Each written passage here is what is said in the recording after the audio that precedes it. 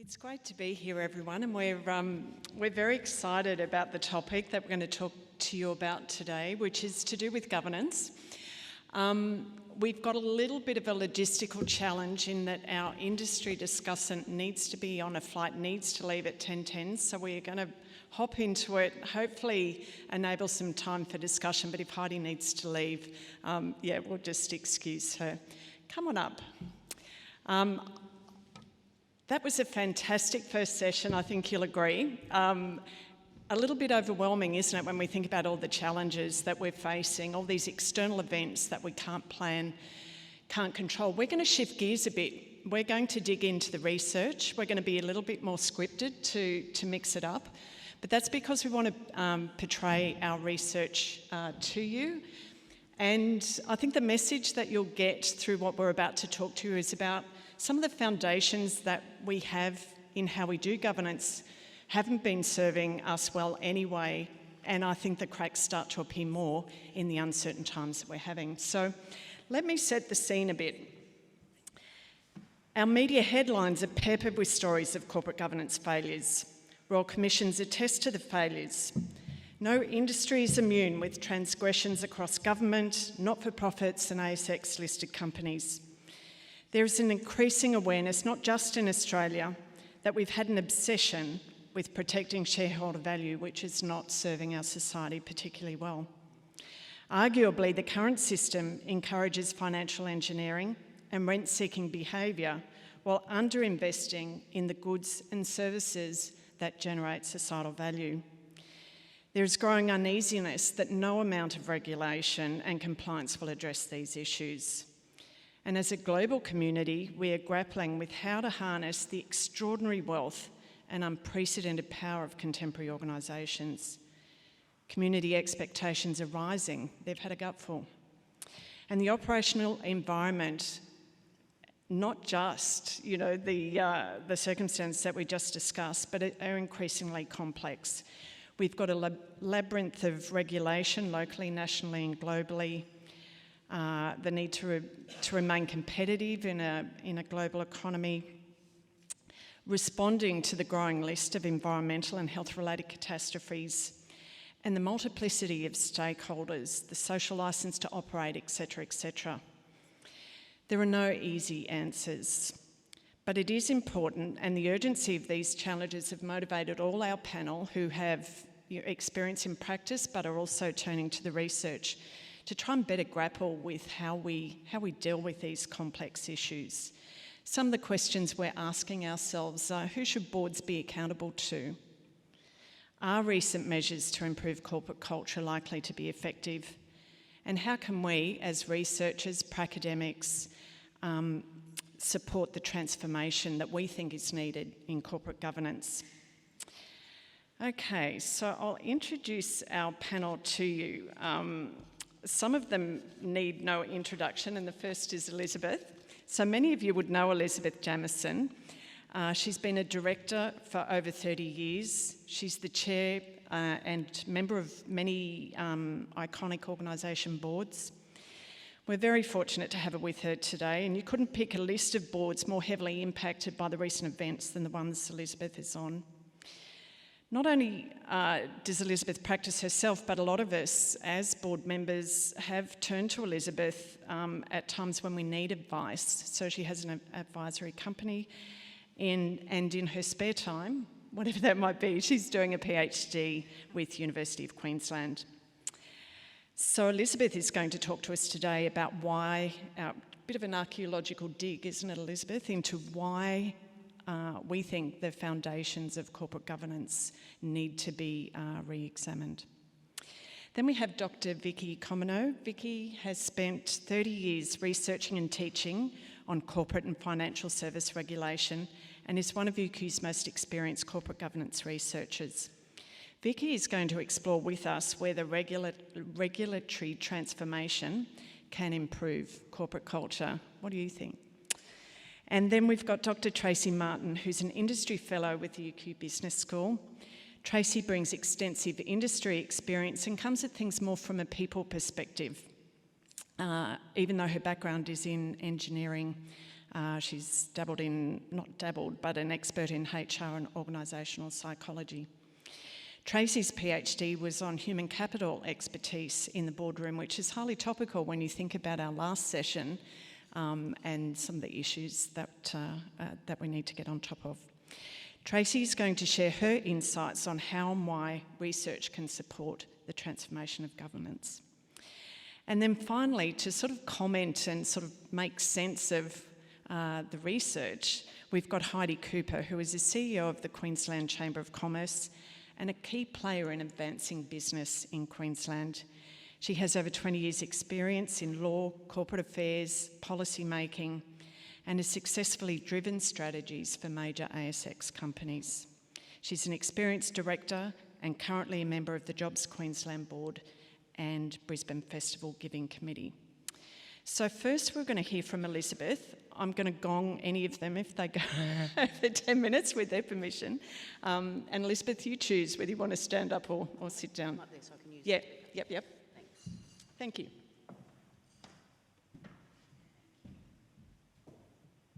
That'll just move straight through. No, our slide deck. We don't need a slide deck, do we? We just need time. So thank you, that's wonderful, magic. Good morning, everybody. It's wonderful to be part of this fabulous forum, and I will, without further ado, get underway. So the topic. Oh, right, that's not moving forward. There we are. So the topic that I'm charged with speaking to you about this morning is, as Natalie said, a bit of a historical look back, and I would start, with this observation. Corporations have neither bodies to be punished nor souls to be condemned. They therefore do as they like. This quote from 1795 is found in the flyleaf of the 2019 book The Anarchy by historian William Dalrymple, which is a thoroughly researched history of the, quote, relentless rise of effectively what was the world's first global corporation, the East India Company, formed in the early 17th century, and really foreshadowing the global behemoths of today, the Apples, Googles, Microsofts, and many others. The Anarchy reminds us of the sheer power of the corporation. The EIC, or East India Company, comprised a small handful of citizens who were empowered to act like kings and emperors, and thus empowered, they effectively subjugated the entire Indian subcontinent on behalf of their parent British Crown. They shaped hundreds of years of British and European colonialism, including the handing of Hong Kong to the British and triggering the American War of Independence. But I digress. You'll have to buy the book for those fascinating stories. Back to today's topic, the Anarchy also reminds us about the fundamental role of human nature in the governance of companies. After all, here at almost the very birth of the modern corporation, we have the first case of insider trading at the East India Company, requiring the English Parliament in the 18th century to legislate a fix. An English Parliament, I might add, that included a great many members who dominated the share register of the East India Company. Think about that. It seems that Adam Smith was right yet again when he observed that the main problem with the joint stock company is that people are much less likely to take care of the resources that belong to other people than their own. Little wonder then today, 400 years later, with humans still at the corporate helm, at least for the meantime, there is a still swelling body of law relating to the governance of corporations. It is this body of law on which I would like to focus. The question I raise is, in fact, whether the directors' duties laws that we have in Australia today are driving company director behaviour which is at odds with the signals sent by the community at large and even regulators, leading companies to act in a way that may even be contributing to the loss of confidence in the trustworthiness and ethics of organisations. So it pays to understand how we got here.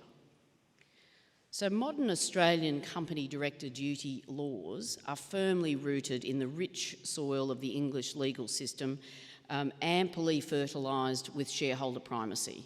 Shareholder primacy is a reference to the corporate board's overarching imperative at all costs to return profit or value to shareholders. It is underpinned by agency theory, a view that the board are the agents for the shareholders. But shareholder primacy, as much as it has dominated the past century, has not been without controversy. Notably, in 1919, the American case of Dodge v. Ford was the first sort of really clear statement in which the court declared a business corporation is organised and carried on predominantly for the profit of the stockholders. Then followed, in the 1930s, a public debate between two commentators, Adolph Berle and E. Merrick Dodd. Berle arguing strenuously for shareholder wealth maximisation as the guiding light and norm for directors.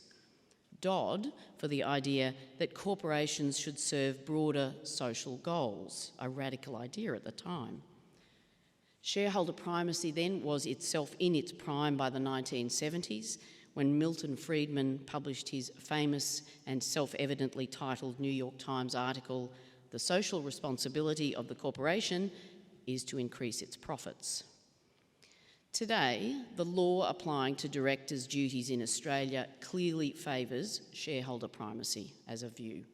Our courts of law have consistently interpreted the director's statutory duty of good faith to act in the interests of the corporation as requiring directors to act in the interests of the collective shareholders, right back to the case of Walker and Wimborne in 1976 and even prior to that. The only exception was recognised in a 2008 case of Bell Group and Westpac, permitting directors of companies nearing insolvency to take into account the interests of creditors.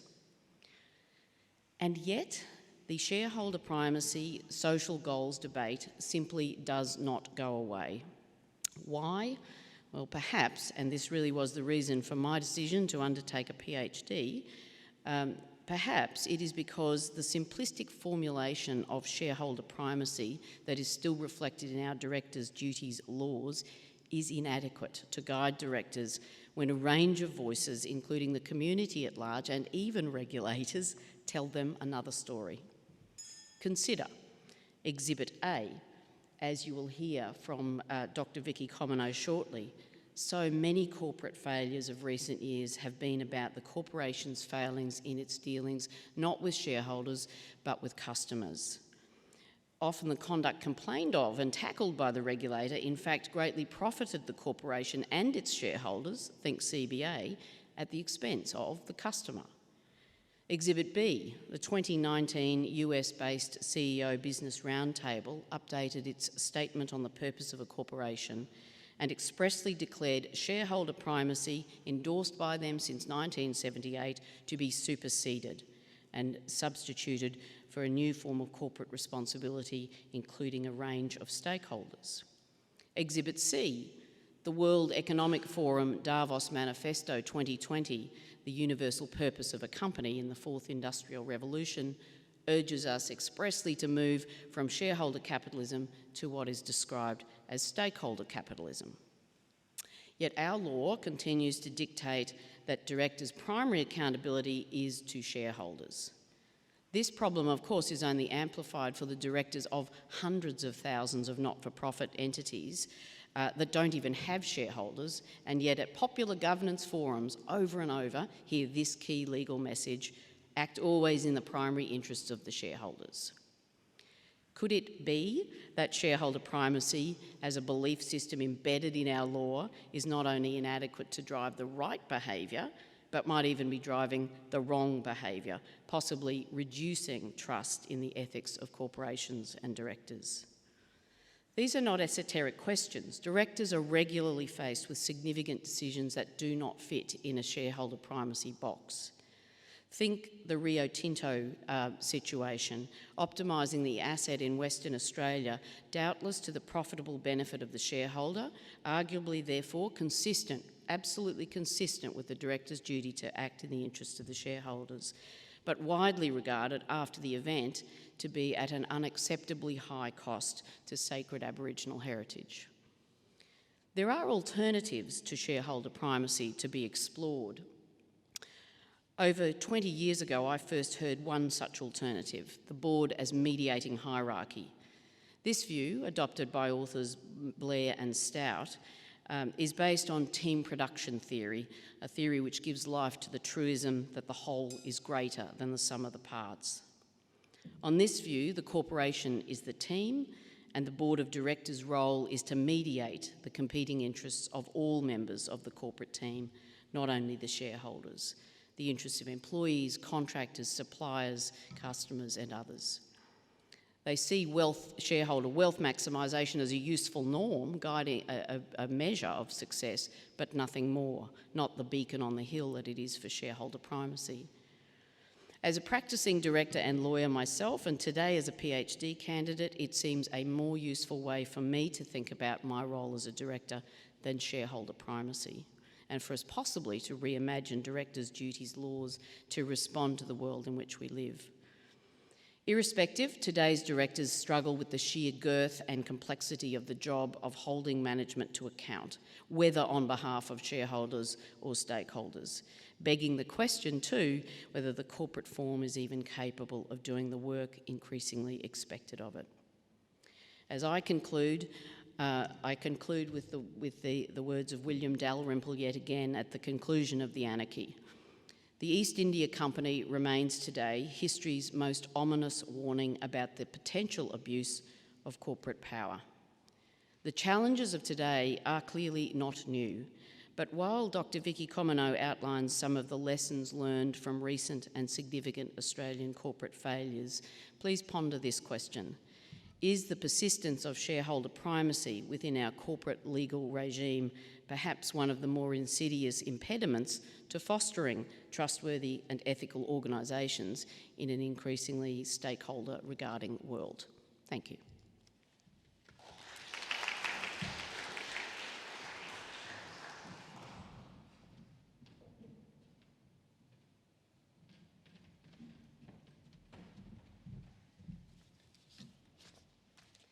Good morning.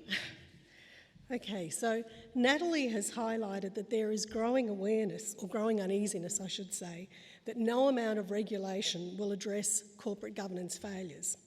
Certainly in the aftermath of the conduct that led to the GFC and uncovered in Australia by the Hayne Banking Royal Commission, which catapulted governance issues and flawed corporate cultures into the public spotlight, the message seems to be that regulatory reform without addressing the culture of organisations will achieve little. In my presentation, I will focus on two headline scandals, the 2017 Commonwealth Bank money laundering scandal and more recently Crown, to consider the consequences that they had on the organisations, the industries they are in, and the regulatory environment. I will use these cases to draw out lessons for regulators and organisations based on what we know from research. The implications stretch beyond the banking and gaming sectors and are part to inform, I should say, part of the puzzle of how to transform governance and improve culture to create ethical and trustworthy organisations. Okay, so comparing the two cases. Both cases led to several inquiries. In the case of the Commonwealth Bank, there was one by APRA, the prudential regulator, and then the Hayne Banking Royal Commission. In the case of Crown, we had commissions of inquiry held in 3 different states, New South Wales, Victoria, and Western Australia. Secondly, in both, culture was identified as a key contributor to misconduct. But the key difference in these cases was in relation to the assessment of intention. In the Commonwealth Bank case, none of the contraventions were found to be a consequence of any deliberate intention to breach the anti-money laundering counter-terrorism financing legislation. The issues were largely due to a culture of complacency and poor operational risk and risk management and compliance practices. At Crown, however, it was a very different story. We had a corporate culture that seemed to actively encourage risk-taking in financial crime. There was evidence of considerable knowledge within Crown by its different teams, the executive, legal and business teams, of misconduct, knowledge that they ignored, or knowledge that was ignored, with an inexorable focus on profit and customer engagement to the detriment of everything else, including compliance. Now, this difference is important because while it's easy to dismiss these cases as outliers, the CBA case demonstrates that cultural issues are not necessarily intentional or unique to CBA. In other words, what happened in CBA could likely happen in any organisation. The third thing is both cases led to legal enforcement action by AUSTRAC, Australia's financial crime watchdog. In the case of the Commonwealth Bank, the case was settled with the bank paying a hefty penalty of $700 million. As far as Crown is concerned, AUSTRAC in its statement of claim alleges that poor governance, risk management and other failures led to serious non-compliance over many years. And to give you an idea of the scale of the misconduct, for 60 high-risk financial crime risk VIP patrons, Crown continued to provide services. And at the time, the total bets of these customers was over $70 billion. It is likely, though, that this case will be settled, with Crown agreeing to pay a penalty. The main focus of this regulatory action has been deterrence. Having said that, though, I move on to the next point, which is in both cases, ASIC, the corporate regulator, decided not to take any action against Crown or the Commonwealth Bank or any of its directors or senior executives, despite the Court of Public Opinion determining otherwise. So let's now explore the reasons why this may have happened. So one hypothesis is that ASIC didn't take action because APRA had already taken action. And what this highlights is the problem of gaps and overlaps in the roles and responsibilities of different regulators. Another hypothesis are the well-known difficulties associated with litigation, especially when confronted with well-resourced defendants. There's the complexity of the evidence and the context, which makes it difficult to sheet home responsibility to any individual director or chief executive. In undertaking proceedings, regulators have to meet a very high standard of proof. In criminal cases, it's proof beyond a reasonable doubt. In civil penalty cases, which are much more common today, the standard is not the civil standard on the balance of probabilities, but the more onerous Briginshaw standard of reasonable satisfaction. Yet another hypothesis is described as the long-term narrative of limited individual accountability for wrongdoing. And another is that ASIC is soft on the big end of town, preferring to bring legal action against small fry. In other words, smaller companies and operators who are cheaper and easier to pursue. Collectively, what do these hypotheses tell us or suggest? Well, a lack of clarity in regulator responsibility, that organisations are too big to tackle, and that the legislation itself provides little certainty that court action will be successful. So what are regulators going to do about this? And more importantly, how likely is it that alternative approaches will be successful in holding directors to account and/or in having an impact on corporate culture? Now, one of the mechanisms that regulators have been trialling are enforceable undertakings. Enforceable undertakings are a type of negotiated settlement reached with the regulator where defendants agree to undertake certain actions, for example, to improve their governance systems in return for not being prosecuted. Now, even though enforceable undertakings were criticised by the Hayne Royal Commission as a weak form of enforcement, there was an enforceable undertaking that was reached between APRA and the Commonwealth Bank. And and it followed the APRA inquiry. Now, what it has required the Commonwealth Bank to do is establish or formulate a remedial action plan to fix the problems that have been identified, to submit it to APRA, and then to periodic reviews by an independent reviewer to ensure its implementation. So how effective has this enforceable undertaking been? Well, it seems that it has achieved some measure of success, having set up a process to enable to give the bank the opportunity to reset its culture, and even Commissioner Hayne has seen it as a blueprint for other organisations on how to address culture and governance problems. Will it be duplicated though for Crown? Probably not, because in the gaming sector we have state regulators who are much less experienced than APRA in overseeing systemic risk. Also, they seem much more intent on keeping the casino operator in business to avoid the adverse economic impacts on the states, raising questions about the independence of regulators and also the adequacy of a state-based system of regulation in the gaming sector. Another mechanism has been enhanced supervisory approaches. For example, ASIC undertook the close and continuous monitoring program whereby it installed ASIC staff in the banks, in the major banks, the Big Four and AMP, to monitor their governance and compliance actions. The thinking behind this was that even though their formal policies might look good on paper, things might be very different on the ground. Okay, I'll let you read what I've said there, but just one thing about how was this program trialled in Australia, what happened? Not only were ASIC staff in the banks, but also an organisational psychologist was assigned to sit in on board meetings, to pick up on behaviour that might lead to misconduct, such as a failure to challenge or a reluctance to challenge the CEO, for example.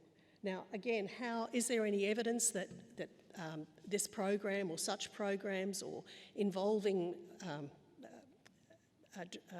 organisational psychologists in the boardroom, will these things change and improve culture? It's largely been unexplored. So analysing, or in conclusion I should say, analysing these cases from the perspective of research, these are the three takeaways for directors and executives. The regulations and compliance are inadequate for providing guidance on how to avoid corporate scandals related to culture. No organisation is immune, and there are green shoots in practice, but more research needs to inform whether or not these will be effective. And these are matters which deserve research, which Tracy will elaborate on in her presentation. Thank you.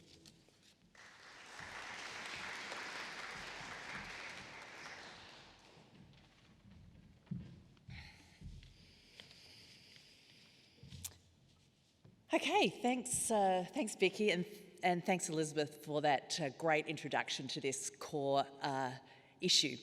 So how can we address these complex problems that Elizabeth and Vicky have raised?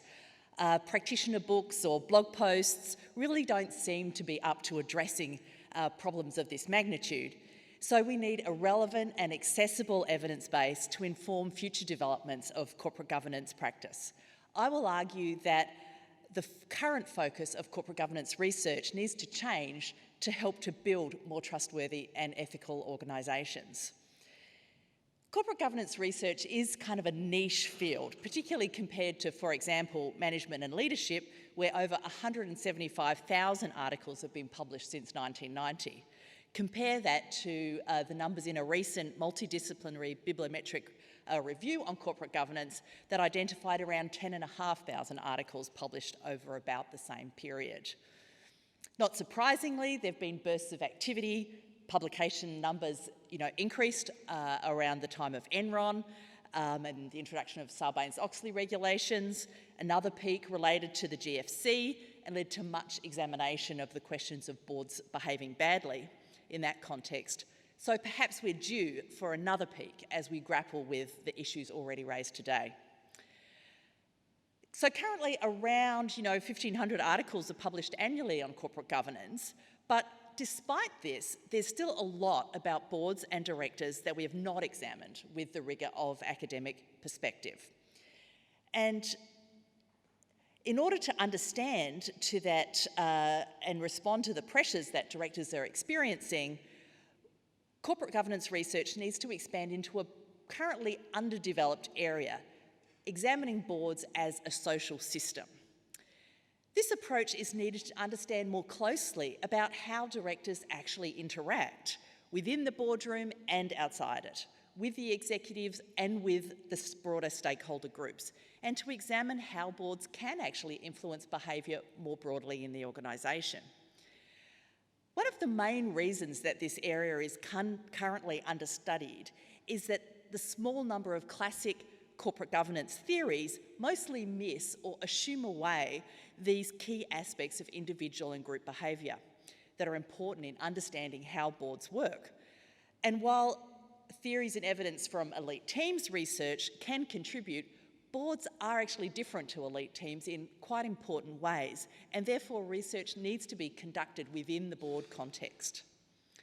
The most used foundation for corporate governance research is agency theory, as Elizabeth mentioned. This is based on the assumption of conflicting agendas between managers and owners. We've all seen this in practice. This is the theory that establishes that role of the board to monitor management as agents of the owners to make sure that they do the right thing. But as Vicky has highlighted, quite often that doesn't happen. Many legal and regulatory regimes are based on agency theory, including in Australia. But, you can see from the discussions of both Vicky and Elizabeth, for example, in the East India Company, just why it led to the necessity for such laws and regulation. However, this assumption of conflicting agendas is a superficial treatment of the motivation of both the executives and the directors involved. I'm sure you can identify from your own experience situations where both are working absolutely in the interests of the owners and perhaps even the broader stakeholder groups. And also, agency theory has not actually shown itself to be that particularly helpful in predicting organisational performance. The second most used theory is resource dependence theory. In the board context, this theory has been used effectively to examine how board composition can match the needs of the firm. Directors bring resources that include, the contributions of their human capital, advice, counsel, in some cases legitimacy. They provide access to other information and resources via their social capital through networks of connections. This has been an influential theory, particularly in considering issues like board diversity and in providing evidence to support matching board composition to the development stage of the firm. So, for example, family firms pursuing diversification or entrepreneurial firms pursuing IPOs. However, a limitation of this theory is that it assumes that this director human and social capital is always provided. It does not take into account the many reasons why a director around the board table might actually stay silent on a pressing issue in the face of perceptions of social pressure from their peers. And neither of these theories adequately address the issue that Elizabeth raised. The assumption is it's only the shareholders that bear the residual risk if a company fails, but the Royal Commissions that Vicky has mentioned show that it's not just shareholders, but often communities, customers and staff that bear the consequences if an organisation fails, whether that's financially or just in the commitments to its customer. Newer theories, such as team production theory as described by Elizabeth, reposition what the board does, how they may consider the balance of interests and dues across all contributors to the corporate team. But the dominance of these more well-established theories that I've just mentioned mean that little has been published to actually develop this idea. There is another more recent perspective, the behavioural theories of the board, that acknowledge the human elements of boards as social systems, as socially situated and socially constructed entities. Now, what does that mean in plain English? Well, everybody knows that when you sit around a table, Everybody takes a different perspective from what's happened. How can we understand those perspectives unless we actually ask people, unless we actually see what's going on? We can't do that with numbers from the stock exchange. So this is a more promising theory to explore interaction within the boardroom to help us understand and theorise aspects about board culture and behaviour that are more likely to lead to board effectiveness, and then with the potential to build ethical and trustworthy organisations. These newer theories provide opportunities for different viewpoints. However, there is a second hurdle, which is that most corporate governance research is based on sets of data from the stock exchange or that accessible via annual reports. It makes it easy to, for example, analyse board composition, but this over-reliance on lean archival data, such as quarterly performance numbers versus gender, age, and some limited categorisation of functional background, risks oversimplifying the complex phenomena at work around the board table. Some use is made of surveys and interviews, but only very few studies involve direct observation of board behaviour. Of the 10,500 articles I mentioned earlier, I can confidently say from my own research, less than 1% of those would have involved direct observation of boards within their social system, and even fewer would have taken into account how directors interact with executives and other stakeholders. That's not to say that all this quantitative work with large data sets doesn't have its place. We've learned much from this work over the decades, but maybe it's time to move on and take a different view. We can all appreciate that it's a big ask to have researchers in the boardroom, but perhaps it's an idea whose time has come. Perhaps it's an easier ask than having the regulated psychologist in the boardroom. I would argue that in order to provide practitioners in the corporate governance field with actionable evidence to support them to tackle these headline issues we've been discussing, we need to do more things differently. We cannot continue to only research in the ways that have been historically popular and productive in an environment where only publication numbers count. So to be blunt, while regulators may be keen to hold boards accountable for culture, as Vicky has highlighted, do we really understand how boards can shape organisational culture to be more ethical and trustworthy, and whether they're actually equipped to do this? When Elizabeth highlights the disconnect of a governance system in practice focused on shareholders, when society is demanding one that recognises stakeholders, where's the evidence base that can inform how this change in mindset can be made? This kind of research is not done by downloading the numbers.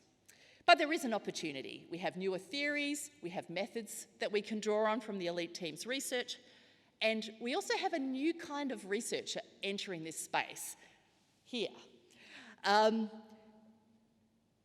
People who bring decades of experience in organisations, extensive board experience, perhaps not your typical academic profile, to a passionate interest in understanding how boards work, to their PhD project. And while their individual drive and enthusiasm will get them through that PhD project, and thank goodness for that, how do we actually make more of this group of researchers that we're starting to see that don't fit the traditional norms of the academic world? Well, our TIGA group and our governance lab, led by Sarah within it, presents an opportunity now for organisations who share this passion and curiosity about how boards work to help us progress with this research area.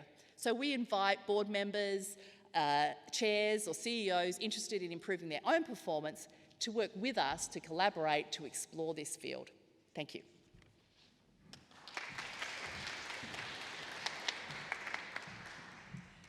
I don't know about you, but as we were preparing this, I continually surprised at what we were finding in the research. So I'm going to hand over to Heidi, who will switch gears a little bit. She'll talk from her own experience, but also reflect on what was surprising to her in the research. Just in time. Thanks, Heidi. Thank you so much for the opportunity to be here today. And firstly, I would like to acknowledge the traditional owners of the land on which we meet today, and acknowledge their leaders, both past, present and emerging. I'd also like to thank UQ and the TIGA group for facilitating what is a very important discussion for the business community. We have heard today about some of the traditional drivers for boards, as well as the changing expectations, which are now causing boards to think a little bit differently to their approach to corporate governance and how it is that they make decisions. So today what I'm hoping to do is to bring a practical aspect to what that means.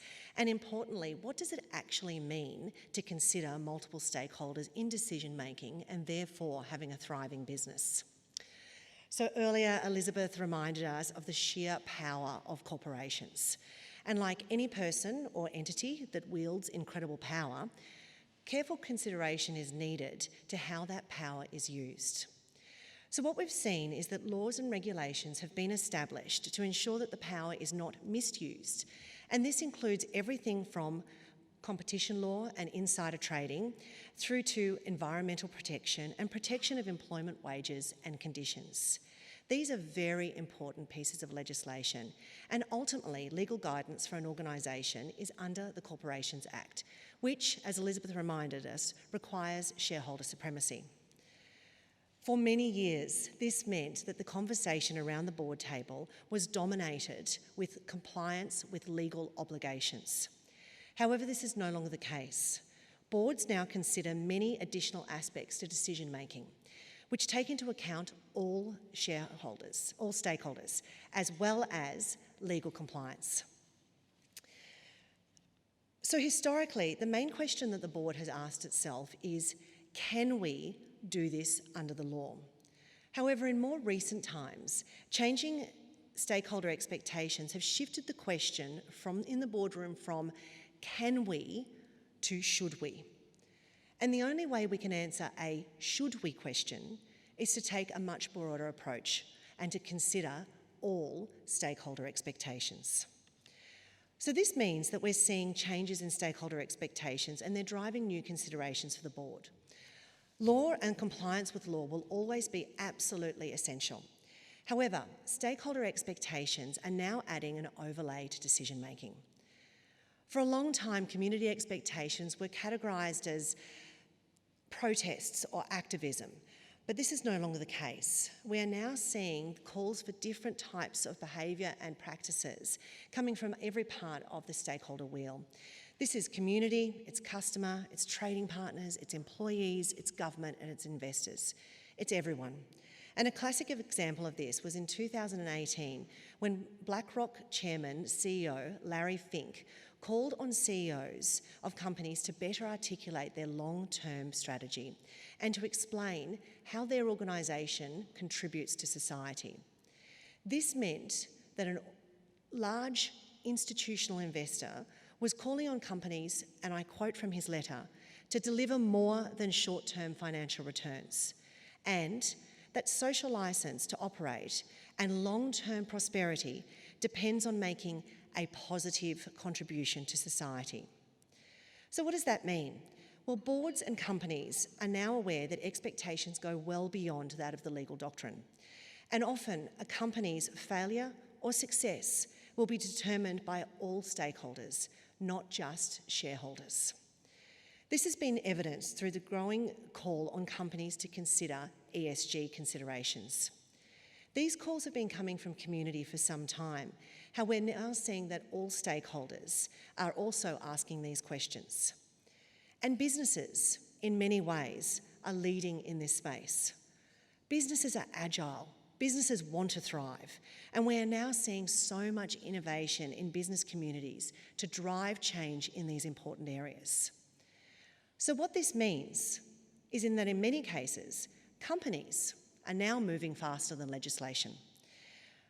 To help us think about this a little bit more, I'd like to look at two examples, and that's the example of sustainability and also of an employee's experience. Sustainability and the way that a corporation considers its business practices has been increasing in prevalence for some time. And we are seeing this across a broad range of areas. With the upcoming election, we know from ABC Vote Compass that almost 60% of voters want much more cuts to emissions. And another 20% say that Australia could be doing somewhat more. So what this means is that nearly 80% of voters are considering further action in the area of climate change. This is a very strong indication of community expectation.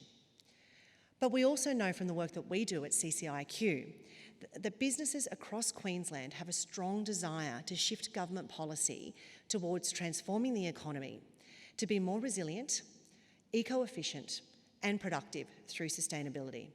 And in fact, Queensland businesses have recently listed sustainable business practices as in their top 5 priorities. We also saw in a recent AICD director sentiment survey that directors saw climate change as a top short and long-term priority for their business. So the question is it legislation that's driving this change, or is it a drive by businesses and all stakeholders to move beyond the legislative requirement? That is absolutely the case. And what we are seeing is that businesses are moving faster than legislation in the area of sustainability.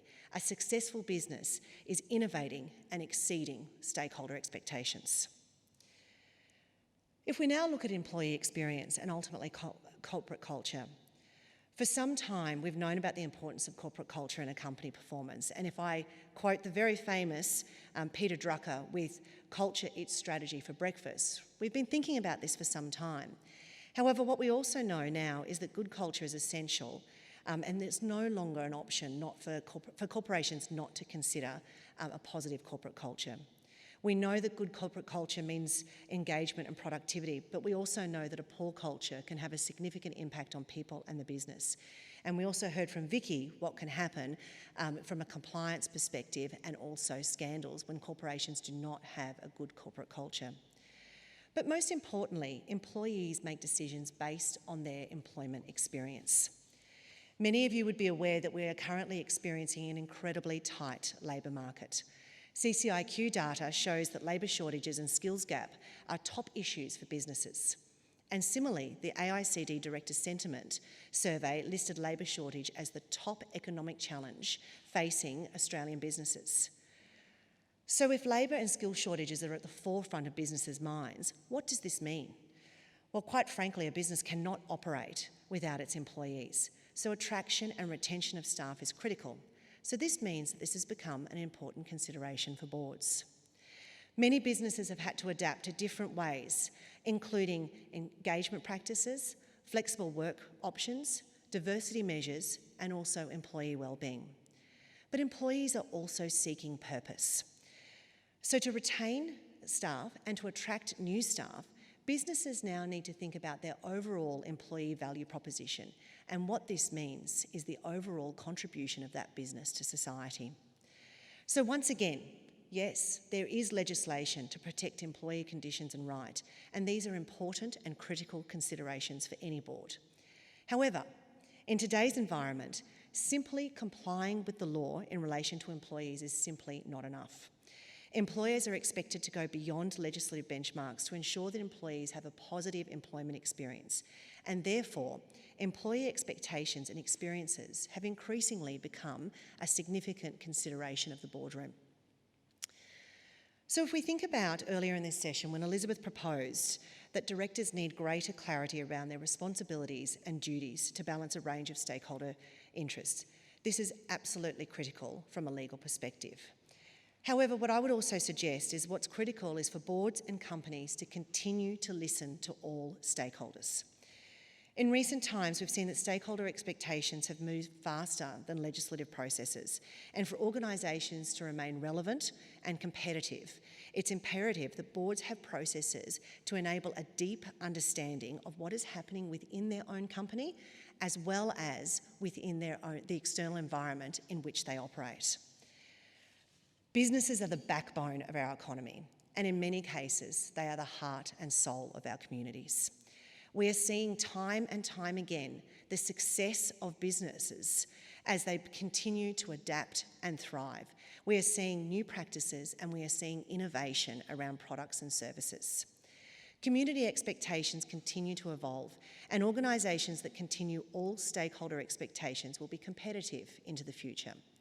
This means that a breadth of stakeholder considerations are essential considerations for any modern board. And if we're able to consider all stakeholders in decision making, it'll enable boards to be able to answer that very important "should we" question. Because ultimately, It's the should be question that will ensure that an organisation is trustworthy and ethical. Thank you.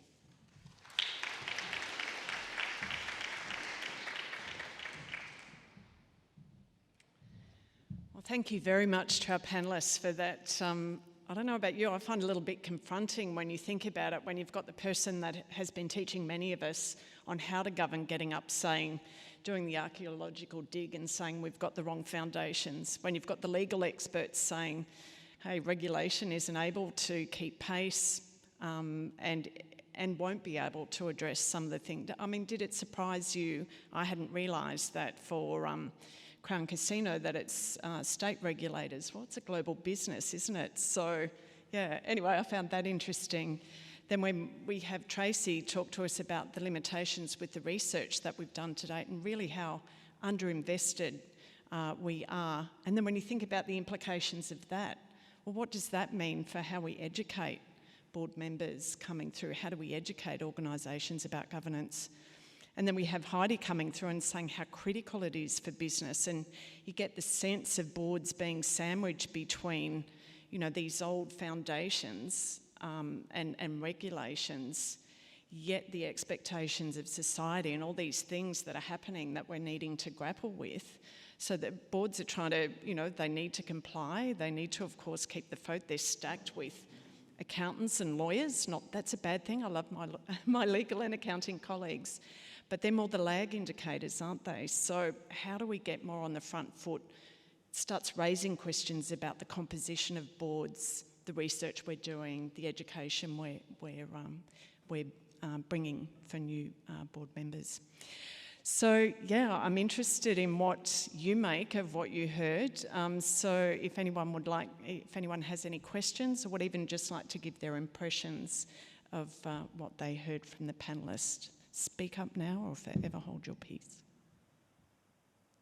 Thank you. Hello, my name is Vishak, and thank you so much for your research insights. I really enjoyed that discussion. And I had a question for Elizabeth. So throughout your speech, you talked about the rise of stakeholder focus and how corporations are increasingly pivoting to really serving the stakeholders involved. And this, along with the monumental rise of venture capital firms in recent years, making it easier for businesses to get capital on other means other than going public. Do you think that there'll be a decrease in publicly listed companies and a shift towards more privately held companies? And what effects would that have on the whole industry? Thanks, Vishal.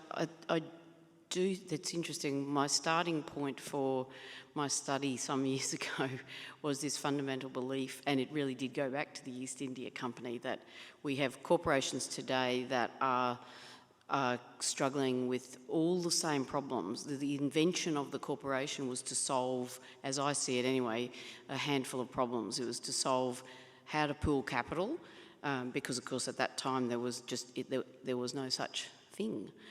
It was a structure that offered limited liability, so you could put your money in, all care, no responsibility, and share in the profits. And the other problems of the time that it was trying to solve were everybody that put their money in could not participate in the governance and decision making because of the world. There was the transport and communications options meant that you had to have agents, which to me is where this agency theory idea all comes from.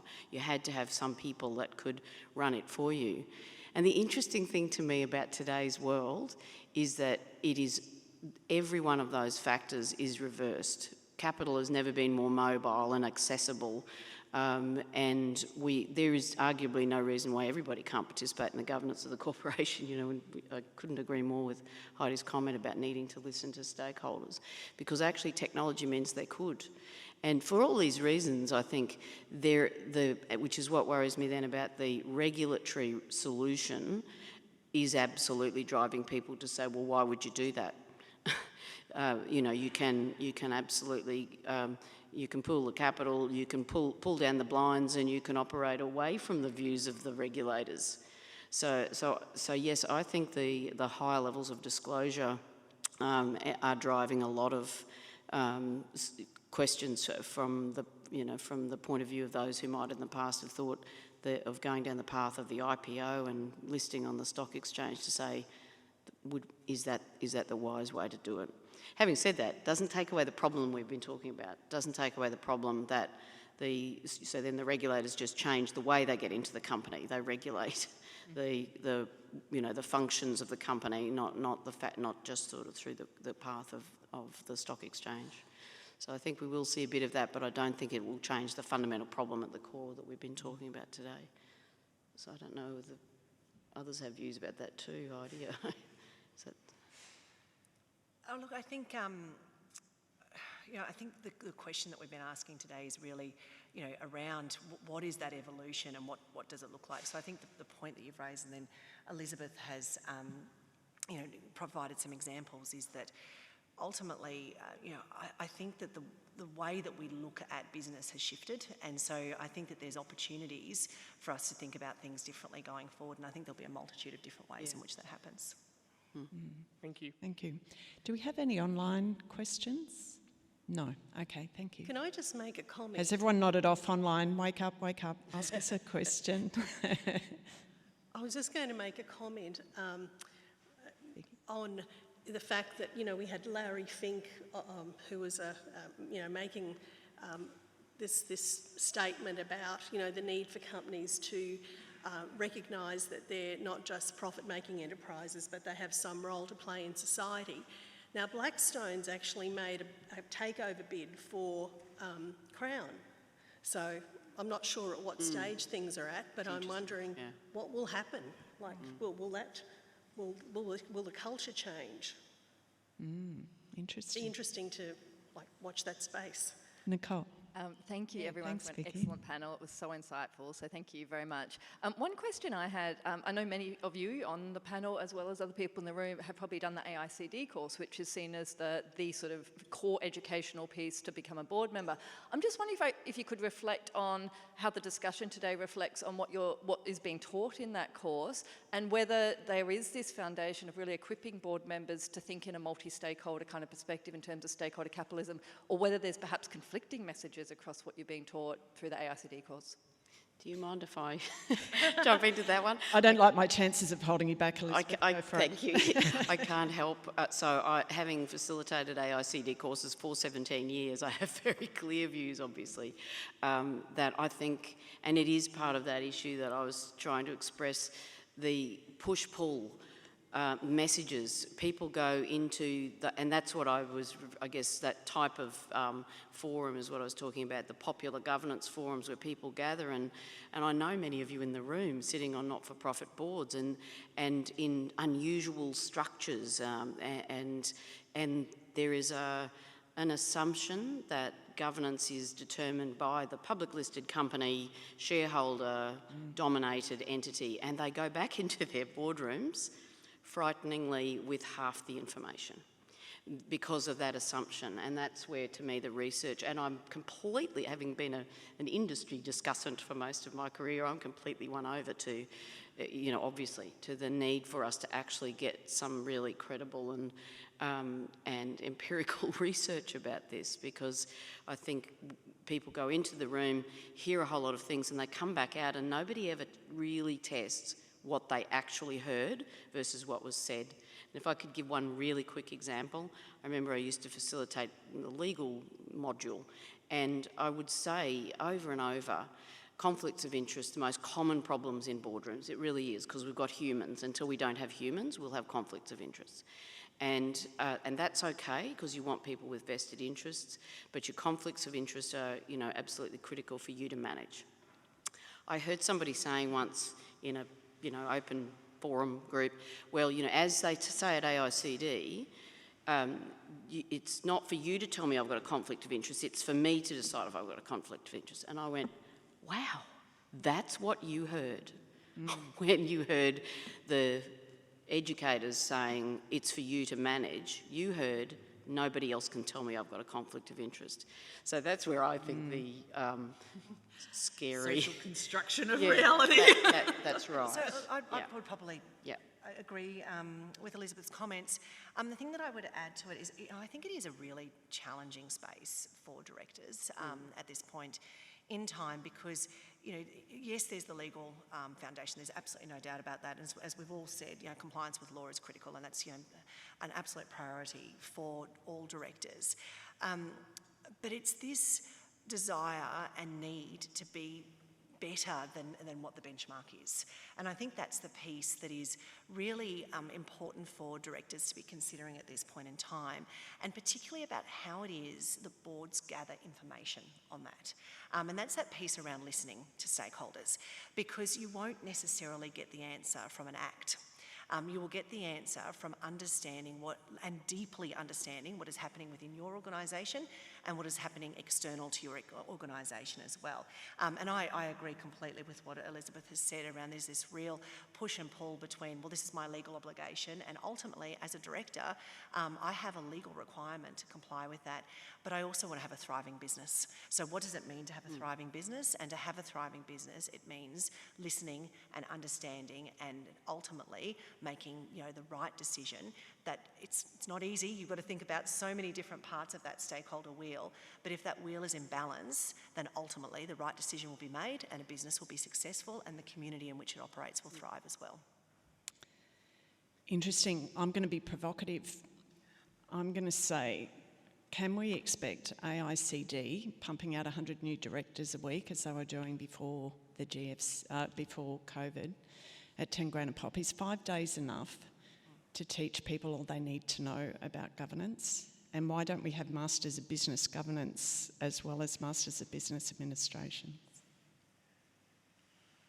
Look, I would love to comment on that. I might leave it to my colleagues. I know better than to stand between a group and morning tea. And so I'm going to excuse myself if you don't mind. Thanks, Thank Heidi. you. Yeah. Yeah, and that. We thank Heidi. Yes. And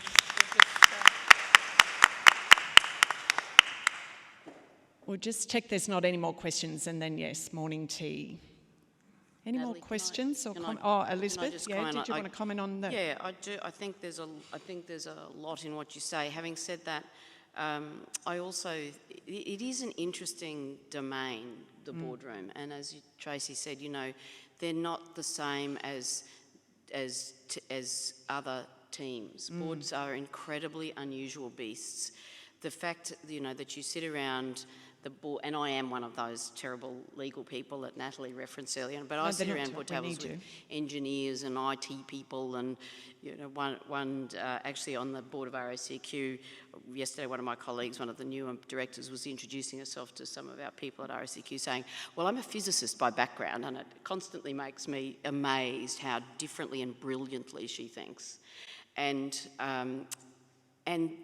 so I do worry a little bit about trying to turn it into a new thing that loses the benefit of the incredibly different, diverse ways of thinking that people come into the boardroom. That's the only thing I'd say about, getting a sense of, well, you should go to university now and learn to be a director so that you can become a director at the other end. I don't think it's quite that simple either. I just wanted to. Yeah, no, fair call. Yeah. I mean, you don't even have to No. do any education to be a director. So perhaps that's one thing we should... Yeah, that's right. Perhaps that's step one, is to say that there should actually be some benchmark of competence before you can play with other people's money. It's scary, isn't it, when you think about the training that politicians have and board members. Anyway, we might leave it at that. Thank you very much for your attention. And morning tea is served over towards the river. And for those online as well, grab your own cup of tea, coffee. We'll reconvene at 10:30. Thank you.